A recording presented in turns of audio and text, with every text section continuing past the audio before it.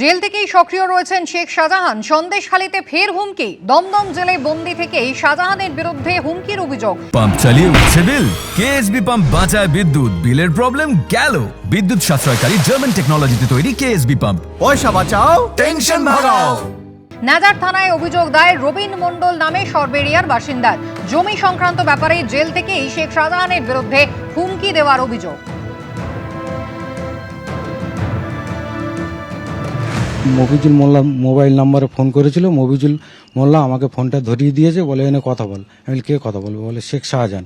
আমি বললাম যে হ্যালো, আমি হ্যালো বললাম। বলছে আমি শেখ শাহজাহান বলছি, তোদের ব্যবস্থা করব। আমি কয়েকটা দিনের মধ্যে যাচ্ছি, গিয়ে তারপরে তোদের ব্যবস্থা করব। মার্কেটের সম্বন্ধে তোরা বিশাল উল্টোপাল্টা করছিস। মার্কেট কি তোদের ব্যবস্থা করে দেবো, তোদের বাড়িঘর সব লুট করে দেবো, ভাঙচুর করে দেবো। এইসব ব্যাপার নিয়ে আমরা খুব আতঙ্কিত। বোমা মারবো, এইসব ব্যাপারে আমরা খুব আতঙ্কিত। আমরা কোণঠাসা হয়ে যাচ্ছি। লাস্টে আমরা গতকালকের ইডি দপ্তরে যাই। থানায় গিয়ে আমরা সেরকম সুরক্ষিত পাবো কিনা আমরা সেটা ভেবে উঠতে পারিনি। তার জন্য আমরা ডাইরেক্ট ইডি দপ্তরে চলে গিয়েছিলাম। মফিজুল মোল্লা হলো শেখ শাহজাহানের ব্যবসার বাণিজ্য সবকিছু দেখাশোনা করছেন। শেখ শাহজাহান তো জেল থেকে বসে কি করে ফোন করছে সেটা ওরাই জানে, কিন্তু জেল থেকেই তো ফোনটা আসছে। এই যে হুমকি আপনার প্রতি বা আপনাদের প্রতি রাগ কেন? রাগ বলতে আমাদের মার্কেটটা তো শেখ শাহজাহানের যে মার্কেটটা, ওটা তো ওই সম্পত্তিটা আমার বাবার সম্পত্তি। আমার বাবা কাকা এদেরই সম্পত্তি। এই সম্পত্তিটা জোরপূর্বক নিয়ে নিয়েছিল। রাতের অন্ধকারে এসে বন্দুক দেখানো, হ্যান ত্যান সাগরেদ্রে এসে হুমকি দিচ্ছে, তোদের ব্যবস্থা করে দেবো, তোদের খুন করে দেবো, এই করে দেবো, ওই করে দেবো।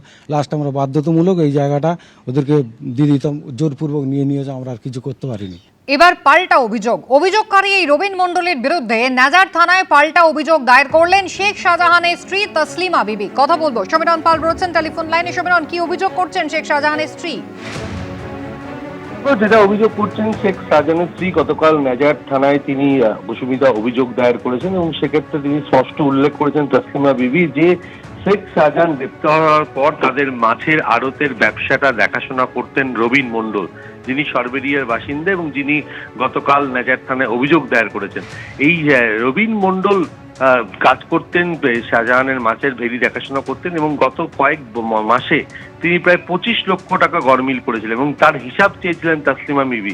তিনি দিতে পারেনি, তাই কিছুদিন আগে তাকে ওই মাছের আড়তের দায়িত্ব থেকে সরিয়ে দেন তসলিমা বিবি এবং তারপরেই প্রতিহিংসা বশত এই ধরনের অভিযোগ করছেন। কিন্তু গতকাল রাতে তসলিমা বিবি যে অভিযোগ করেছেন নাজার থানায়, তাকে স্পষ্ট উল্লেখ করেছেন যে শাহজাহানের মাছের আড়তে 25 লক্ষ টাকা হিসাবের গরমিল করেছেন রবিন মণ্ডল এবং তার বিরুদ্ধে ব্যবস্থা নেওয়ার আর্জি জানিয়ে তিনি অভিযোগ দায়ের করেছেন এবং যেটা স্পষ্ট অভিযোগ হচ্ছে এবং রবিন মণ্ডলের বিরুদ্ধে।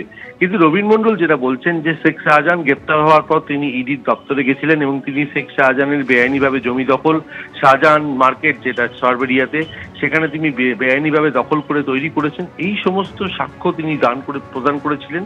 আর সেই কারণে তিনি শেখ শাহজাহান চক্ষুশূল হয়েছেন। আর তার জন্যই শেখ শাহজাহান দমদম সেন্ট্রাল জেলে এখন বন্দী। মফিজুলের মাধ্যমে তার কাছে ফোন আসে এবং ফোনে তাকে হুমকি দেওয়া হয় এবং আতঙ্কে রয়েছেন এই রবিন মণ্ডল এবং তার পরিবার। এবং সেই মর্মে তিনি ইডির দপ্তরে অভিযোগ করেছিলেন, নাজার থানায় অভিযোগ করেছিলেন। এরপর পাল্টা তসলিমা বিবি শেখ শাহজাহানের স্ত্রী গতকাল রাতে নাজার থানায় অভিযোগ দায়ের করেছেন এবং দুটো অভিযোগের ভিত্তিতেই তদন্ত শুরু করেছে পুলিশ।